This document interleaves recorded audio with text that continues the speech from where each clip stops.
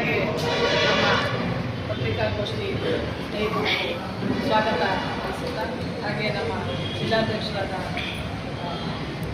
ಪುಟ್ಟರಾಜಣ್ಣವರಿದ್ದಾರೆ, ನಮ್ಮ ಕಲ್ಪನಾಕ ಸೀನಿಯರ್, ಕಲ್ಪನಾಕ ಬಂದವರೆ, ಎಲ್ಲ ನಮ್ಮ ಮಹಿಳಾ ಸಹೋದರಿಯರು. ಇವತ್ತಿನ ಉದ್ದೇಶ ಏನಂದರೆ, ಇವತ್ತು ಪತ್ರಿಕಾಗೋಷ್ಠಿ ಕರೆಯುವ ಉದ್ದೇಶ ಮಹಿಳಾ ಮೀಸಲಾತಿ 33% ಏನು ಮೀಸಲಾತಿ ಜಾರಿಗೆ ಬಂದಿತ್ತು, ಆ ಉದ್ದೇಶಕ್ಕೆ ಇವತ್ತು ಪತ್ರಿಕಾಗೋಷ್ಠಿಯನ್ನು ಕರೆದಿದ್ದಾರೆ. ಪತ್ರಿಕಾಗೋಷ್ಠಿ ಉದ್ದೇಶ ಮಹಿಳೆಯರು 33% ಮೀಸಲಾತಿ ಯಾಕೆ ಕೇಳಬಾರ್ದು.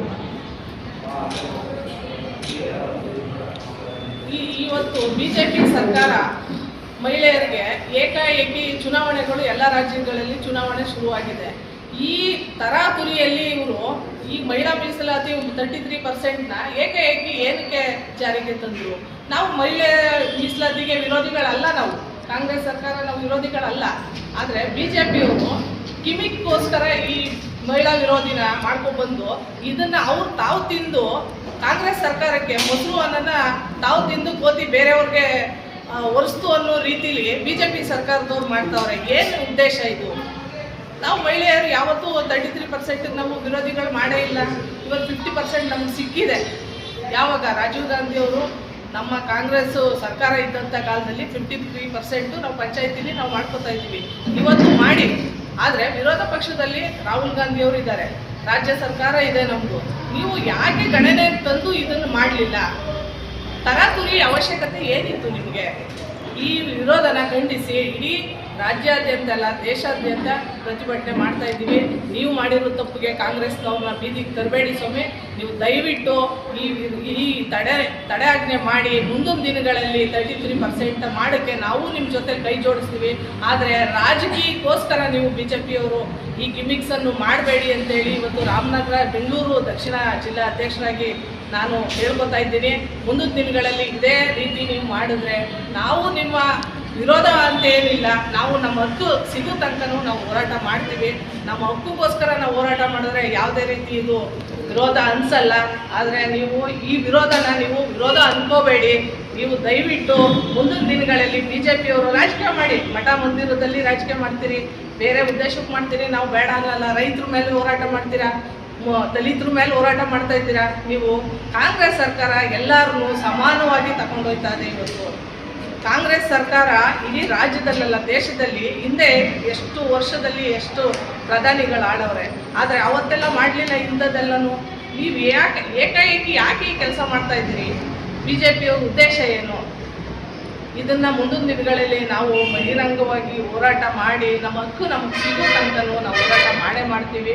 ಆದರೆ ಇದನ್ನು ಈಗ ಎಚ್ಚೆತ್ಕೊಂಡು ಮುಂದಿನ ದಿನಗಳಲ್ಲಿ ನೀವು ಇದನ್ನು ಜಾರಿಗೆ ತಂದು ನಮ್ಮನ್ನು ಸೇರಿಸಿ, ಕಾಂಗ್ರೆಸ್ನವ್ರನ್ನು ಸೇರಿಸಿ ನೀವು ಮಾಡಿದಾಗ ಮಹಿಳೆಯರಿಗೆ ನೀವು ಸಹಾಯ ಮಾಡ್ದಂಗೆ ಆಯ್ತದೆ, ನಾವೂ ಮಹಿಳೆಯರು ಖುಷಿ ಪಡ್ತೀವಿ. ಇದನ್ನು ಹೇಳಿ ಮನಮೋಹನ್ ಸಿಂಗ್ ಅವರು 33%ನ ಯೂಸ್ ಪಾಸ್ ಮಾಡೋದಕ್ಕೆ 5-6 ಬಾರಿ ಪ್ರಯತ್ನ ಪಟ್ಟರೂ ಸಹ ಬಿಜೆಪಿ ಸರ್ಕಾರ, ಬಿಜೆಪಿ ವಿರೋಧ ಸರ್ಕಾರಗಳು ನಮ್ಮ ವಿರುದ್ಧ ಪ್ರತಿ ಹೇಳ್ತದೆ. ದೆಹಲಿಯಲ್ಲಿ ಪಾರ್ಲಿಮೆಂಟ್ನಲ್ಲಿ ನಮ್ಮ ವಿರುದ್ಧ ಹೇಳಿಕೆಗಳನ್ನು ಕೊಡ್ತಾರೆ.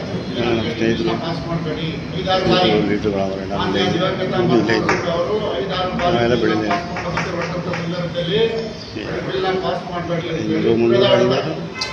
ಅದಾದ ನಂತರ ಮಣಿಪುರದಲ್ಲಿ ಗಲಾಟೆಗಳು ನಡೀತದೆ, ಅತ್ಯಾಚಾರ ನಡೀತದೆ, ಕೊಲೆಗಳು ನಡೀತದೆ, ಮಹಿಳೆಯರ ಬೆತ್ತಲೆ ವಿರೋಧಿಗೆ ಮಾಡ್ತಾರೆ. ಆ ಸಂದರ್ಭದಲ್ಲೂ ಒಣ್ಣಿಮೆಯಲ್ಲಿದ್ದಂಥ ಬಿಜೆಪಿ ಸರ್ಕಾರ ಕ್ರಮ ತಗೊಳ್ಳಿಲ್ಲ. ಈಗ ಏಕಾಏಕಿ 23ನೇ ಇಸ್ವಿನಲ್ಲಿ 2023ನೇ ಇಸ್ವಿನಲ್ಲಿ 35% ಜಾರಿಗೆ ತಂದಿ ಅಂತ ನಮ್ಮ ಒಪಿನಿಯನ್ ಇದೆ. ನಮ್ಮ ಕಾಂಗ್ರೆಸ್ ಸರ್ಕಾರದ 33% ಏನಿದೆ 2023ನೇ ಇಸ್ವಿನಲ್ಲಿ ಜಾರಿಗೆ ತಂದಿ ಅಂತಲೂ ನಮ್ಮ ಒಪಿನಿಯನ್ ಕೊಟ್ಟಿರ್ತೀವಿ. ನಮ್ಮ ವಿರೋಧ ಪಕ್ಷದ ನಾಯಕರು ರಾಹುಲ್ ಗಾಂಧಿ ಆಗ್ಬೋದು, ಪ್ರಿಯಾಂಕಾ ಗಾಂಧಿ ಆಗ್ಬೋದು, AICC ಅಧ್ಯಕ್ಷರಾದಂಥ ಖರ್ಗೆ ಸಾಹೇಬರಾಗ್ಬೋದು, ಇವರು ಏಕಾಏಕಿ ಹಲವಾರು ಜಿಲ್ಲೆಗಳಲ್ಲಿ ಚುನಾವಣೆ ನಡೀತಾ ಇರ್ತದೆ. ಆ ಚುನಾವಣೆ ನಡೀತಾ ಇರೋ ಸಂದರ್ಭದಲ್ಲಿ ವಿರೋಧ ಪಕ್ಷದವರು ಯಾರೂ ಬರಲ್ಲ.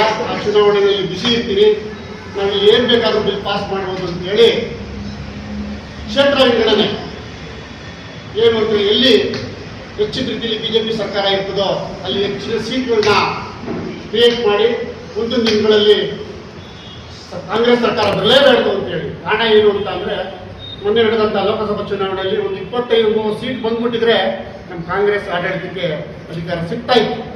ಇದನ್ನೆಲ್ಲ ಲೆಕ್ಕಾಚಾರ ಹಾಕೊಂಡು ಇವರೆಲ್ಲ ಹೊರ ರಾಜ್ಯದಲ್ಲಿ ಚುನಾವಣೆಯಲ್ಲಿ ಬಿಸಿ ಇರ್ತಾರೆ ಅಂತೇಳಿ 2023ನೇ ಇಸ್ವಿನಲ್ಲೂ ಮಂಡನೆ ಆಗಿರ್ತಂಥ ಮಹಿಳಾ ಮೀಸಲಾತಿಯನ್ನ ಹೊಸದಾಗಿ ಇದ್ರ ಜೊತೆಗೆ ಕ್ಷೇತ್ರ ವಿಂಗಡಣೆ ಅಂತೇಳಿ ಪ್ರಚಾರ ಮಾಡ್ತೀವಿ ಅಂತೇಳಿ. ಅದಕ್ಕೆ ನಮ್ಮ ರಾಹುಲ್ ಗಾಂಧಿ ಅವರು, ಪ್ರಿಯಾಂಕಾ ಗಾಂಧಿ ಅವರು, ಖರ್ಗೆ ಸಾಹೇಬ್ರು ಏನು ಹೇಳ್ತಾರೆ ಅಂತಂದ್ರೆ, ನೀವು ಬಿಲ್ ಪಾಸ್ ಮಾಡಿ, ನಮ್ಮ ವಿರೋಧ ಇಲ್ಲ, ಫಸ್ಟ್ ಮೀಸಲಾತಿಯನ್ನ ಮಹಿಳೆಯರಿಗೆ ಕೊಟ್ಟಂತ ಮೀಸಲಾತಿಯನ್ನ ಜಾರಿಗೆ ತನ್ನಿ, ಅದಾದ ನಂತರ ಕ್ಷೇತ್ರ ವಿಂಗಡಣೆ. ನಾವಿವತ್ತು ಬೆಂಗಳೂರು ದಕ್ಷಿಣ ಮಹಿಳಾ ಕಾಂಗ್ರೆಸ್ ಪಕ್ಷ ತಮ್ಮನ್ನೆಲ್ಲ ಕರೆದಿರುವಂಥ ಉದ್ದೇಶ ಏನಂತಂದರೆ, ಏನು 2023ರಲ್ಲಿ ಮಹಿಳಾ ಮೀಸಲಾತಿ ಜಾರಿಗೆ ಬಂದಿದ್ದು ತಮಗೆಲ್ಲ ಗೊತ್ತು. ಅವತ್ತು ಮಸೂದೆ ಪಾಸಾಗಿತ್ತು. ಸುಮಾರು 400ಕ್ಕೂ ಹೆಚ್ಚು ಪರ ಮತಗಳು ಬಹುಮತದಿಂದ ಮಸೂದೆಯನ್ನು ಜಾರಿಗೆ ತರಲಾಗಿತ್ತು. ಇಂತಹ ಸಂದರ್ಭದಲ್ಲಿ ಏನು ನಮ್ಮ ದೇಶದಲ್ಲಿ ಪಂಚರಾಜ್ಯಗಳ ಚುನಾವಣೆ ನಡೀತಾ ಇರುವಂಥ ಈ ಸಂದರ್ಭದಲ್ಲಿ ಮಹಿಳಾ ಮೀಸಲಾತಿಯ ಜಪದ ಜೊತೆಗೆ ಕ್ಷೇತ್ರ ವಿಂಗಡಣೆಯನ್ನು ಮಾಡುವಂತಹ ಹುನ್ನಾರ ಮಾಡಿದ್ದೇಕೆ ಕೇಂದ್ರ ಸರ್ಕಾರ ಅನ್ನೋದು ನಮ್ಮ ಪ್ರಶ್ನೆ. ನಮ್ಮ ಏನು ಕಾಂಗ್ರೆಸ್ ಪಕ್ಷ ಮತ್ತು ವಿರೋಧ ಪಕ್ಷಗಳ ಪ್ರಶ್ನೆ ಇಷ್ಟೇ. ಮಹಿಳಾ ಮೀಸಲಾತಿ ಈಗಾಗಲೇ ಜಾರಿಗೆ ಬಂದಿದ್ರೂ ಸಹ 2026ರಲ್ಲಿ ಅದಕ್ಕೆ ತಿದ್ದುಪಡಿ ತರಲಿಕ್ಕೆ ಹೊರಟಿದ್ದು ಯಾಕೆ, ಮತ್ತು ಅದ್ರ ನಡುವೆ ಕ್ಷೇತ್ರ ವಿಂಗಡಣೆ ಮಾಡೋಕ್ಕೆ ಹೊರಟಿದ್ದು ಯಾಕೆ? ನಿಮ್ಗೆಲ್ರಿಗೂ ಗೊತ್ತಿದೆ, ಕೇಂದ್ರದಲ್ಲಿ ಒಂದು ಆಯೋಗ ಇದೆ. ಯಾವುದೇ ಒಂದು ಕ್ಷೇತ್ರ ವಿಂಗಡಣೆ ಮಾಡಬೇಕಾದ್ರೆ ಆಯೋಗದ ಮೂಲಕ ಬರಬೇಕು. ಇದು ಎಲ್ಲಿಂದ ಬಂದಿತ್ತು? 543 ಸ್ಥಾನಗಳು ಇದ್ದಕ್ಕಿದ್ದಂತೆ 850 ಸ್ಥಾನಗಳಾಗಿ ಮಾರ್ಪಾಟಾಗಿದ್ದು ಹೇಗೆ ಅನ್ನೋದು ಒಂದು ಮೊದಲನೇ ಪ್ರಶ್ನೆ. ಇದಕ್ಕೆ ಕಾನೂನು ಇಲಾಖೆ ಏನಾದರೂ ನಿಮಗೆ ಮಾಹಿತಿ ನೀಡಿತ್ತಾ, ಅಥವಾ ಆಯೋಗದ ಏನಾದರೂ ಮಾಹಿತಿ ನೀಡಿತ್ತಾ? ಅದಕ್ಕೆ ಯಾವುದೂ ಇಲ್ಲ. ನೀವು 50% ಸ್ಥಾನಗಳನ್ನು ಹೆಚ್ಚಿಸ್ತೇವೆ ಅಂತ ಹೇಳಿ ಹೋಲ್ಸೇಲ್ ಆಗಿ ಹೇಳ್ತೀರಾ, ಆದರೆ 81ನೇ ತಿದ್ದುಪಡಿ ಪ್ರಕಾರ ಯಾವುದೇ ಕ್ಷೇತ್ರ ವಿಂಗಡಣೆಯನ್ನು ಮಾಡಬೇಕಾದ್ರೆ ಅದಕ್ಕೆ ಒಂದು ಸರಿಯಾದ ಮಾಹಿತಿಯನ್ನು ತಗೋಬೇಕು, ಆಯೋಗದ ಮುಂದೆ ಬರಬೇಕು, ಆಯೋಗ ಸರ್ಕಾರಕ್ಕೆ ವರದಿಯನ್ನು ನೀಡಬೇಕು. ಈ ನಿಟ್ಟಿನಲ್ಲಿ ಆದರೆ ಅಮಿತ್ ಶಾ ಅವರು ಹೇಳ್ತಾರೆ, ಸಭೆಯನ್ನು ಉದ್ದೇಶಿಸಿ ಏನು ಹೇಳ್ತಾರೆ ಲೋಕಸಭೆಯಲ್ಲಿ, ನಾವು 50% ಸ್ಥಾನವನ್ನು ಹೆಚ್ಚಿಸ್ತೇವೆ ಅಂತ ಒಂದು ಕಡೆ ಹೇಳ್ತಾರೆ, ಒಂದು ಕಡೆ 805 ಸ್ಥಾನಗಳು ಅಂತ ಹೇಳ್ತಾರೆ. ಆದರೆ ನಮ್ಮ ಪ್ರಶ್ನೆ ಇಷ್ಟೇ, ಈಗಾಗಲೇ ನಿಮಗೆ ಗೊತ್ತಿದೆ, ಇದು ಒಂದು ಈ ಕ್ಷೇತ್ರ ವಿಂಗಡಣೆ ಹೆಸರಲ್ಲಿ ನಮ್ಮ ದೇಶವನ್ನು ಹೊಡೆಯುವ ಹುನ್ನಾರ ಬಿಜೆಪಿ ಸರ್ಕಾರಕ್ಕಿತ್ತು. ಅದು ಯಶಸ್ವಿ ಆಗಲಿಕ್ಕೆ ವಿರೋಧ ಪಕ್ಷಗಳು ಎಲ್ಲರೂ ಸೇರಿ ಕೈ ಜೋಡಿಸಿ ಅದನ್ನು ಒಂದು